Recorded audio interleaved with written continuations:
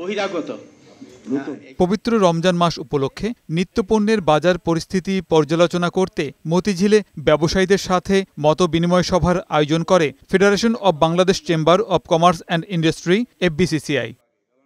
আলোচনায় অংশ নিয়ে পাইকারি ব্যবসায়ীরা বলেন, চাহিদা অনুযায়ী সরবরাহ থাকলে রমজান মাসে পণ্যের দাম স্থিতিশীল থাকবে। পাইকারি ব্যবসায়ীদের অহেতুক হয়রানি না করার আহ্বান জানান তারা। আমরা সারা বাংলাদেশে যে এই পাইকারি ব্যবসায়ীরা আছি তারা হলো নির্ভরশীল হলো কয়েকটা গ্রুপের কাছে, যারা নাকি এইটা র মেটেরিয়াল আমদানি করেন, উৎপাদন করেন এবং বিপণন করেন। যদি তারা বাজারে সঠিকভাবে সঠিক সময়ে সমপরিমাণ মাল সাপ্লাই না দিতে পারে, সেই ক্ষেত্রে বাজার নিয়ন্ত্রণ করা কঠিন।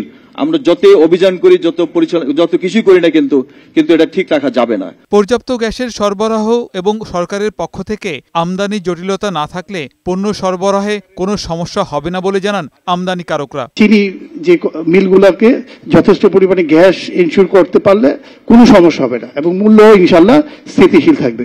বাজার ব্যবস্থা উন্নতি করা, মামলা বাণিজ্য থেকে ব্যবসায়ীদেরকে মুক্ত করা, বাজার মনিটরিং করা। FBCCI প্রশাসক জানান, আমদানি স্বাভাবিক রাখার জন্য এরই মধ্যে LC মার্জিন প্রত্যাহার সহ বিভিন্ন পদক্ষেপ নিয়েছে সরকার।